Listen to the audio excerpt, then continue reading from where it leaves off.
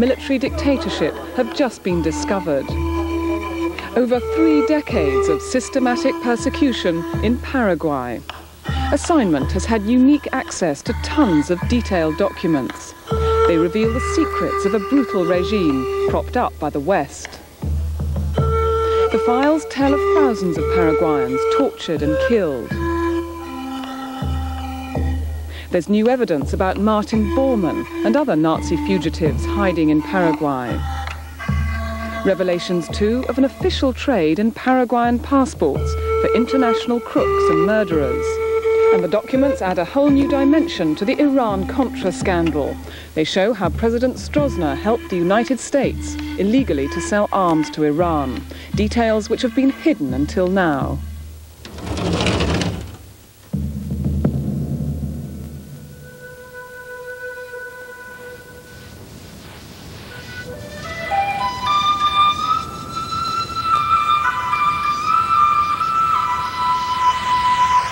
Paraguay has for centuries been cut off from the outside world, its story hidden behind its vast rivers.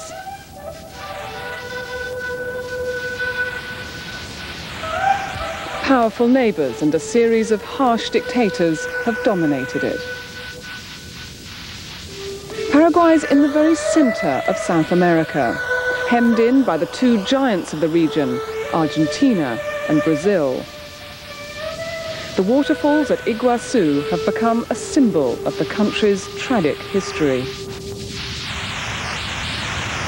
These are the most spectacular falls in the world, and they used to belong to Paraguay. After a devastating war 130 years ago, in which Paraguay lost a third of its territory, they were taken by Brazil. Today, Paraguayans are discovering how they've been robbed yet again, this time by their own rulers. A military elite who built fortunes for themselves by turning the country into a haven for the world's crooks, arms dealers, drug barons, and even Nazi war criminals. It was a regime which tortured its dissidents and was propped up by Western governments who used it for their own ends. A bastion against communism, Paraguay's regime was an absurd byproduct of the Cold War. Until President Alfredo Stroessner was overthrown 4 years ago, his was the longest reign of terror in Latin America. Now, his dreadful secrets are coming out. Paraguay's first democratic elections are on Sunday. 4 months ago, a young judge seized the chance to test the new freedom. Using a new statute called habeas data, which gives everyone the right to see their personal police file, he challenged police secrecy. Por lo visto de algún lugar también me surgió una entereza y una valentía, porque de pronto enfrentar a la policía y decir, bueno, yo soy la ley, no es muy usual en Paraguay, nunca fue usual, ni siquiera ahora es usual. ¿Está bien? Sí. ¿Y dónde? Sí, muy bien. He was looking to the file of this man, Martin Almada, a school teacher who'd been imprisoned and tortured under Stroessner. The police had always denied his documents still existed. Then they said they were locked away and couldn't find the key.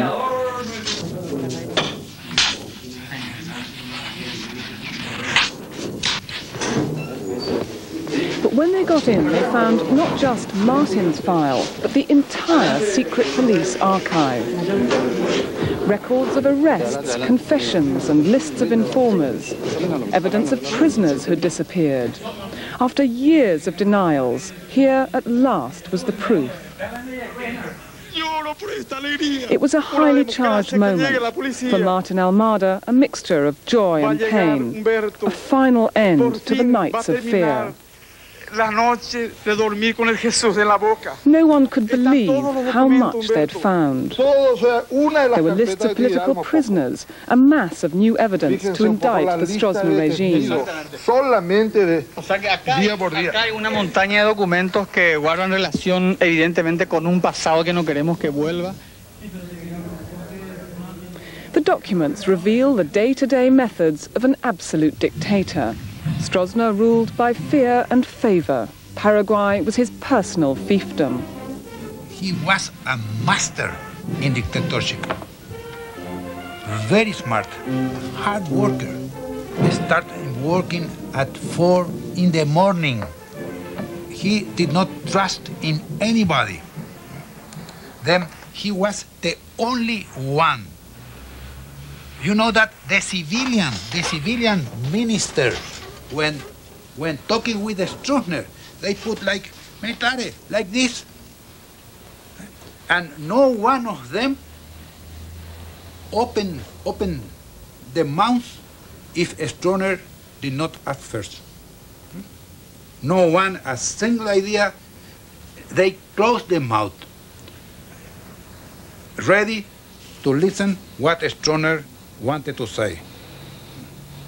And the answer was always, yes, my general. Yes, my general. No a single opinion, a single discussion, a single suggestion, nothing.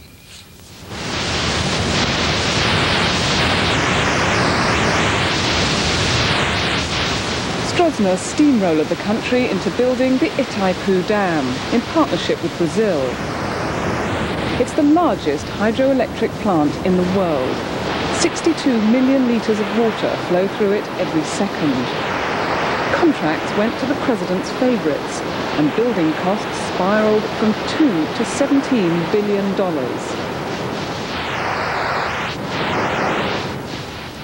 Today, Stroessner is accused of selling the country short. Paraguay only takes up 2% of the energy, but under the terms of the treaty has to sell the rest of its share cheaply to Brazil. In return, Brazilian governments always supported the dictator. Profits from the contract to supply the mountain of sand and stone for the dam helped to build this Paraguayan Versailles. It's owned by Stroessner's right-hand man, and he doesn't like it being filmed. General Andres Rodriguez was already a multi-millionaire. Brewing beer was just one of his many ventures. It was frequently alleged he was linked to contraband and drug smuggling too. The wealth of Paraguay's super-rich rulers led to a villa-building boom. For a poor agricultural economy, there sprouted a surprising number of high-rise banks. In the capital, Asunción, luxury cars were everywhere.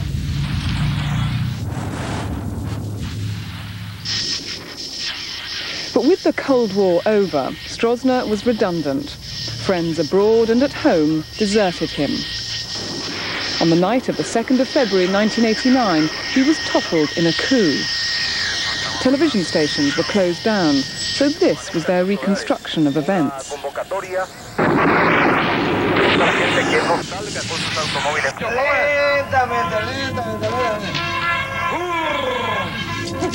Paraguayans woke up to find that the nightmare was over. After 35 years in power, Stroessner was exiled to Brazil.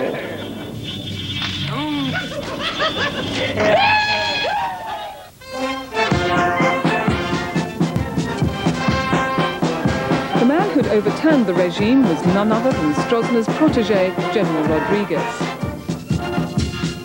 The Americans were now pushing for free elections, so the military became Democrats overnight.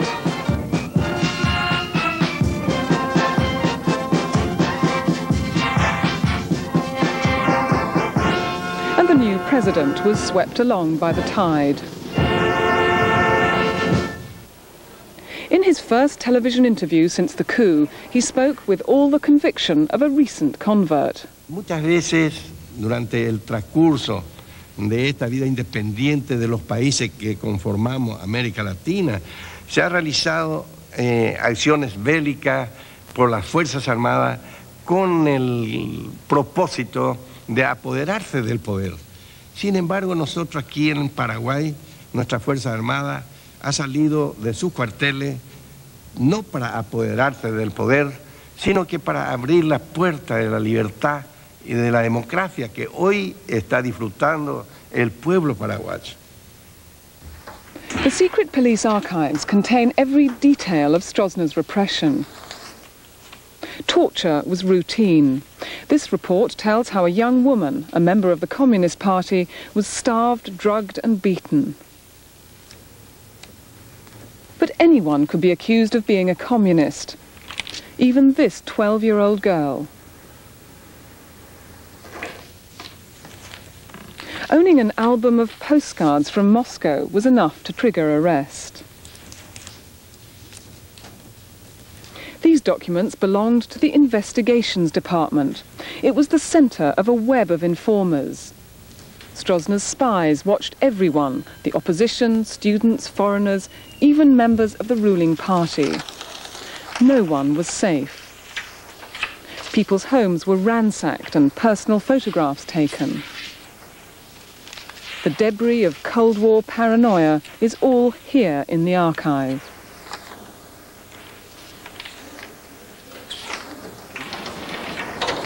Stroessner's terror stretched even beyond Paraguay.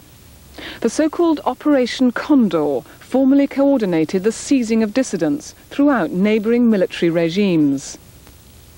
Stroessner's police could reach into Argentina, Bolivia, Uruguay and Chile to catch his enemies. A doctor, Agustin Goiberu, was one of the victims of Operation Condor. They're now digging for his remains. Ever since they found documents proving his arrest, the Goiberu family have been searching in the grounds of this prison. The doctor's crime was to be a member of the progressive wing of the ruling party. He was kidnapped from Argentina by the secret police and taken back to Paraguay.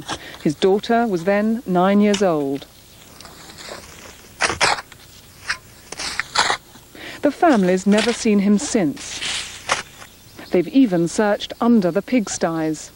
We dug here, 4 meters, you know, and inside.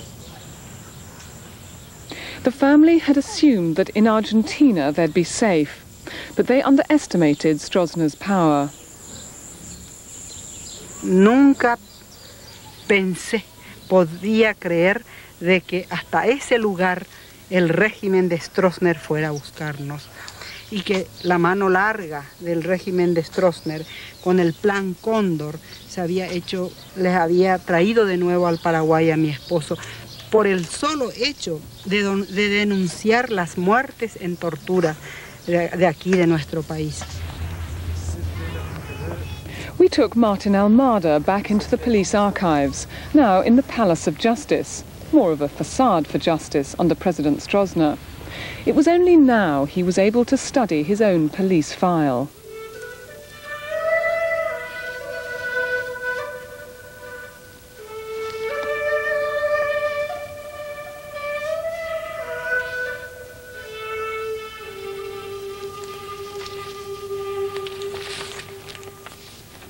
Las cosas que dicen aquí por mí realmente son todas mentiras.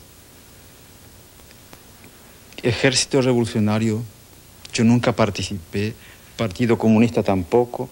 Yo era un maestro que quería nada más mejorar la calidad de vida de los maestros. Yo no tenía otra pretensión.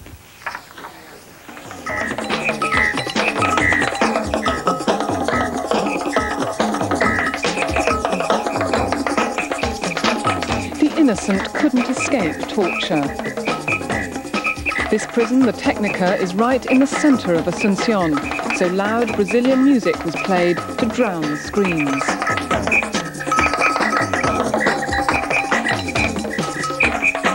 Virtually every family knew someone who was tortured here.